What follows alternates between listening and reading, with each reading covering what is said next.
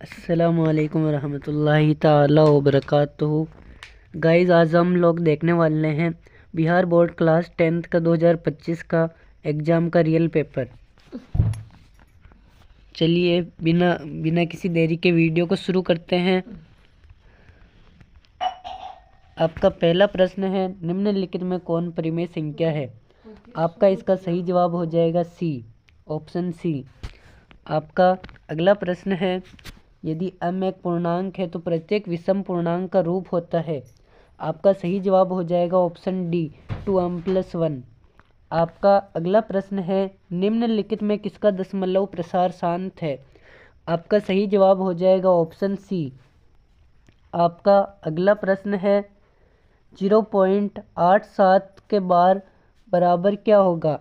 आपका इसका सही जवाब हो जाएगा ऑप्शन सी। आपका अगला प्रश्न है, यदि 540 बराबर 2 की पावर x 3 की पावर y इंटू 5 की पावर z हो तो x+y-z बराबर क्या होगा?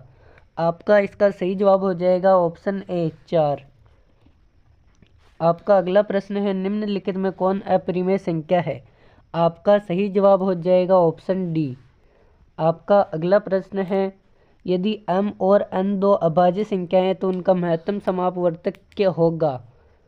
आपका सही जवाब हो जाएगा ऑप्शन बी, 1। आपका अगला प्रश्न है, दो संख्याओं का गुणनफल 2367 है और उनका लघुत्तम समापवर्त्य 182 है तो महत्तम समापवर्त्य होगा। आपका सही जवाब हो जाएगा ऑप्शन ए, 13। आपका अगला प्रश्न है, निम्नलिखित में किसका दशमलव प्रसार अशांत है? आपका सही जवाब हो जाएगा ऑप्शन डी। आपका अगला प्रश्न है, यदि p बराबर ab³ तथा q बराबर a की पावर 4b, जहाँ p व q धनात्मक पूर्णांक तथा a b अभाज्य संख्याएं हैं तो p और q का लघुत्तम समापवर्त्य होगा। इसका आपका सही जवाब हो जाएगा ऑप्शन सी। आपका अगला प्रश्न है, निम्नलिखित में कौन सा युग्म सह अभाज्य है? आपका सही जवाब हो जाएगा ऑप्शन बी। आपका अगला प्रश्न है, 0.3125 को p/q के रूप में लिखा जा सकता है। इसको आपको परिमेय संख्या के रूप में लिखना है। आपका सही जवाब हो जाएगा ऑप्शन बी। आपका अगला प्रश्न है, निम्नलिखित में से कौन सा बहुपद है? आपको इसमें बहुपद बताना है। आपका सही जवाब हो जाएगा ऑप्शन सी। आपका अगला प्रश्न है, बहुपद x+3 की पावर 2 x³ - 8 का घात है। इसकी घात बतानी है आपको। इसका सही जवाब हो जाएगा 5। आपका अगला प्रश्न है, बहुपद 2x² - 6 के शून्यक है। आपका सही जवाब हो जाएगा ऑप्शन ए। आपका अगला प्रश्न है, बहुपद p ऑफ x बराबर 2x² - 8x - 12 तो p ऑफ 2 का मान है। p ऑफ 2 का मान बताना है आपको। आपका सही जवाब हो जाएगा ऑप्शन बी। आपका अगला प्रश्न है, यदि बहुपद 3y² + 7y - k के शून्यक एक दूसरे के व्युत्क्रम हो तो k का मान होगा। आपका सही जवाब हो जाएगा ऑप्शन डी। आपका अगला प्रश्न है, शून्यक -2 -5 वाले बहुपदों की संख्या होगी। आपका सही जवाब हो जाएगा ऑप्शन डी, अनगिनत। बहुत सारे बहुपद निकलेंगे इससे। आपका अगला प्रश्न है, यदि बहुपद p ऑफ x बराबर 5x² + 7x - 12 के शून्यक अल्फा और बीटा हो तो 5 कोष्टक अल्फा प्लस बीटा का मान है। 5 कोष्टक अल्फा प्लस बीटा का मान बताना है। आपका सही जवाब हो जाएगा ऑप्शन ए। आपका अगला प्रश्न है, यदि अल्फा बीटा गामा त्रिघात बहुपद ax³ + bx² + cx + d के शून्यक हो तो alpha dot beta dot gamma का मान होगा। आपका सही जवाब हो जाएगा ऑप्शन डी। आपका अगला प्रश्न है, यदि रेखाएं 5x + py बराबर 6 और 15x + 9y बराबर 12 समांतर है तो p का मान होगा। p का मान बताना है आपको। आपका सही जवाब हो जाएगा ऑप्शन ए, 3। आपका अगला प्रश्न है, यदि दो चरों में दो रैखिक समीकरणों के आलेख प्रतिच्छेदी रेखाएं हो तो हलों की संख्या होगी। प्रतिच्छेदी रेखाएं हो तो आपको पता है कि इसमें आपका सही जवाब हो जाएगा ऑप्शन बी, सिर्फ एक। प्रतिच्छेदी रेखाएं होती है तो उसका हल एक ही होता है। आपका अगला प्रश्न है, यदि 5x माइनस 8y बराबर 0 तथा 10x माइनस 18y बराबर 0 तो x तथा y का मान, इस x y के मान बताने आपको। आपका सही जवाब हो जाएगा ऑप्शन सी, x बराबर 0 और y बराबर 0। आपका अगला प्रश्न है, यदि समीकरण ax square plus B X plus C बराबर 0, a इज नॉट इक्वल 0 का मूल समान हो तो c बराबर क्या होगा? आपका सही जवाब हो जाएगा ऑप्शन बी। आपका अगला प्रश्न है, निम्नलिखित में से कौन सा द्विघात समीकरण नहीं है? इनमें से आपका सही जवाब होने वाला है ऑप्शन सी। आपका अगला प्रश्न है, यदि द्विघात समीकरण x square minus 7x plus 12 बराबर 0 का एक मूल 3 हो तो इसका दूसरा मूल होगा। इसका दूसरा मूल क्या होगा ये आपको बताना है। आपका सही जवाब हो जाएगा ऑप्शन बी, 4। आपका अगला प्रश्न है, यदि द्विघात समीकरण x square plus P x plus Q बराबर 0 के मूल p तथा q हो तो p प्लस क्यू बराबर क्या होगा? आपका सही जवाब हो जाएगा ऑप्शन डी, -2। आपका अगला प्रश्न है, द्विघात समीकरण 3x square minus 13x plus 10 बराबर 0 का विविक्त कर है। विविक्त कर आपका इसका सही जवाब हो जाएगा ऑप्शन ए, 49। आपका अगला प्रश्न है, द्विघात समीकरण x कोष्टक 2x प्लस 5 बराबर 0 के मूलों का गुणनफल है। आपका सही जवाब हो जाएगा 0। आपका अगला प्रश्न है, निम्नलिखित में कौन सा समांतर श्रेणी में है? आपका सही जवाब हो जाएगा ऑप्शन बी। आपका अगला प्रश्न है, समांतर श्रेणी 12, 10, 8 का कौन सा पद 0 है?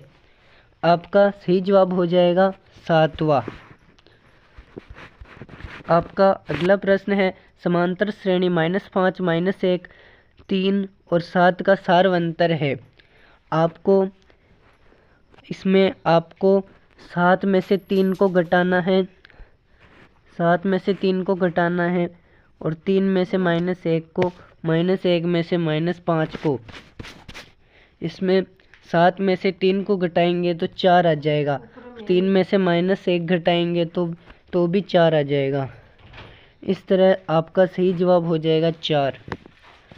आपका अगला प्रश्न है, यदि समांतर श्रेणी का पहला पद a तथा सारवंतर d है तो प्रथम n पदों का योगफल होगा। इसका आपको सूत्र बताना है। n पदों का योगफल क्या होगा इसका सूत्र?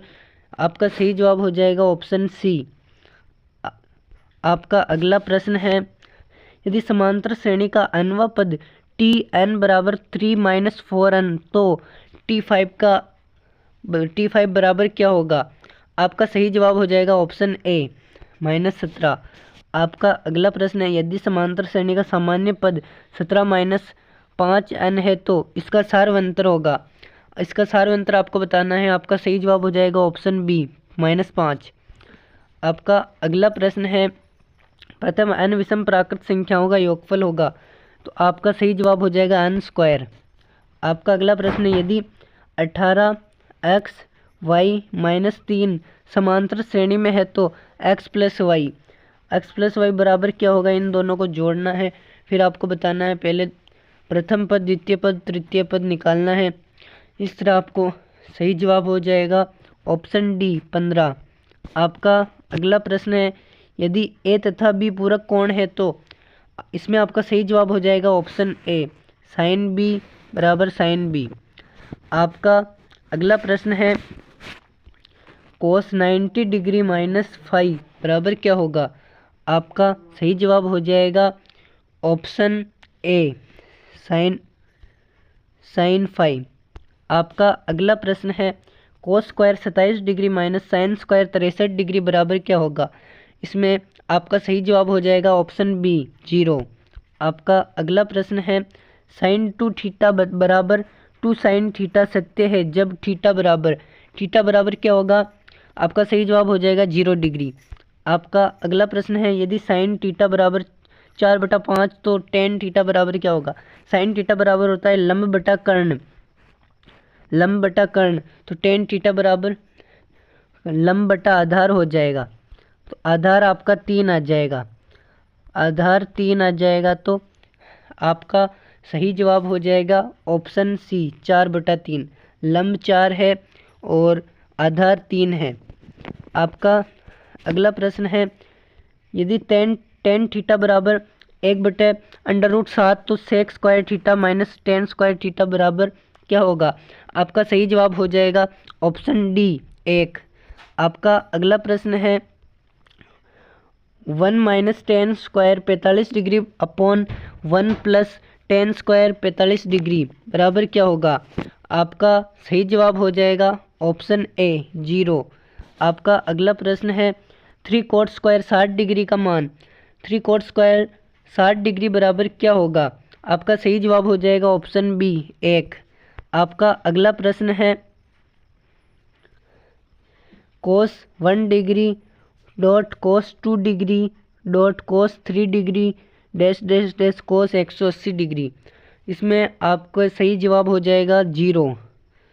आपका अगला प्रश्न है, 2 माइनस 2 कोसेक स्क्वायर ए बराबर क्या होगा।